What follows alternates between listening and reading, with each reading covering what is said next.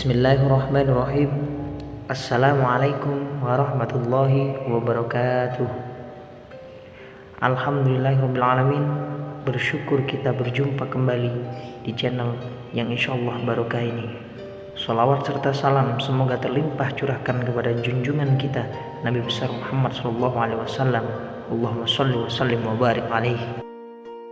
Sahabat syair qalbu yang dirahmati Allah Subhanahu wa taala. Berbicara tentang tasawuf, kita akan dihadapkan dengan banyaknya definisi dan makna terutama daripada tokoh sufi terdahulu. Masing-masing mendefinisikan tasawuf dengan definisi yang berbeda, namun muaranya tetap sama, yaitu bagaimana membersihkan hati, menyucikan jiwa, menjernihkan akhlak, membangun zahir dan batin sehingga tercipta akhlak mulia dalam diri manusia.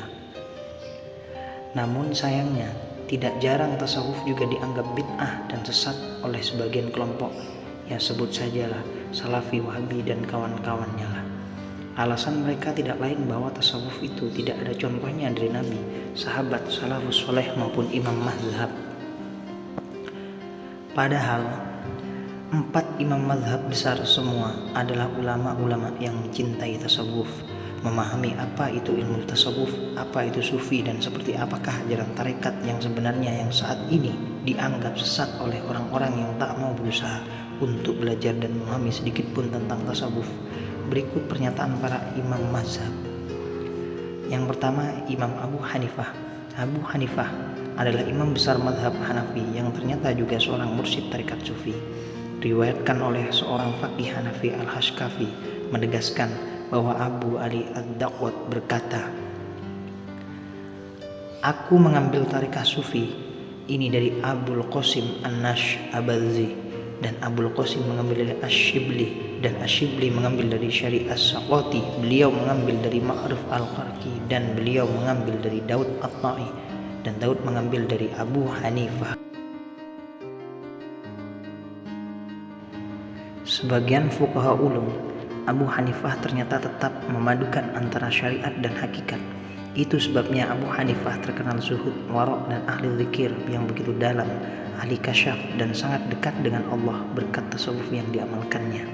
Imam Abu Hanifah atau dikenal juga dengan nama Nu'man bin Thabit adalah murid dari ahli silsilah tarikat Naqsyabandiyah, Imam Abu Ja'far As-Shadiq radhiyallahu anhu.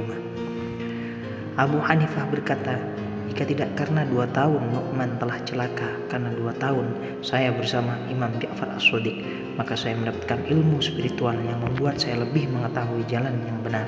Jalaluddin As-Suyuti dalam kitab Dzur Al-Manthur. Yang kedua ialah Imam Malik bin Anas. Malik bin Anas, pendiri mazhab Maliki, juga merupakan murid dari Imam Ja'far As-Shadiq radhiyallahu anhu.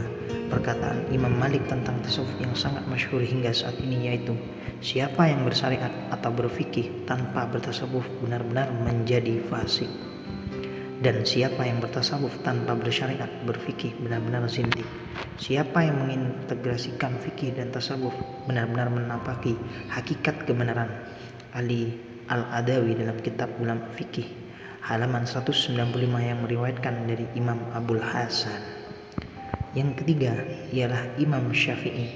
Imam Syafi'i berkata, "Aku diberi rasa cinta melebihi dunia kalian semua, meninggalkan hal-hal yang memaksa, bergaul dengan sama penuh dengan kelembutan, dan mengikuti tarekat ahli tasawuf dengan menerima 3 ilmu. Mereka mengajariku bagaimana berbicara. Mereka mengajariku bagaimana memperlakukan orang lain dengan kasih sayang dan kelembutan hati. Mereka membimbingku dalam jalan tasawuf." Riwayat dari kitab Khasyaf Al-Khafah dari Muzid Al-Abbas, Imam Ajluni halaman 341. Yang terakhir adalah Imam Ahmad bin Hanbal. Sebelum mengenal tasawuf, Imam Ahmad bin Hanbal pernah menegaskan kepada putranya Abdullah radhiyallahu anhu, "Hai anakku, hendaknya engkau berpijak pada hadis. Kamu harus hati-hati bersama orang-orang yang mengamalkan dirinya kaum sufi, karena kadang di antara mereka sangat bodoh dengan agama." Namun, setelah beliau berguru kepada Abu Hamzah Al-Baghdadi As-Sufi dan mengenal perilaku kaum sufi, tiba-tiba ia berkata pada putranya, "Hai anakku, hendaknya engkau bermajelis dengan para sufi, karena mereka adalah mata air ilmu dan mereka selalu mengingat Allah dalam hati mereka." Melalui ilmu yang banyak, muraqabah rasa takut kepada Allah, zuhud dan himmah yang luhur. Mereka adalah orang-orang zuhud yang memiliki kekuatan spiritual yang tertinggi. Aku tidak melihat orang yang lebih baik dari mereka. Beliau mengatakan, aku tidak pernah melihat suatu kaum yang lebih utama ketimbang kaum sufi. Lalu Imam Ahmad ditanya, bukankah mereka sering menikmati sama dan ekstas? Imam Ahmad menjawab, dakwah mereka adalah bergembira bersama Allah dalam setiap saat. Riza Al-Albab, halaman 120, Tanwirul Al-Qulub, halaman 405, Syekh Amin Al-Qurdi. Dengan demikian, jika 4 imam mazhab saja mencintai tasawuf, mengapa kita menganggapnya bid'ah? Semua kembali kepada kita, bahwa Islam itu sangat luas dan dalam. 4 imam besar adalah panutan dan beliau sudah jelas keilmuannya. Haruskah kita semua mengklarifikasinya?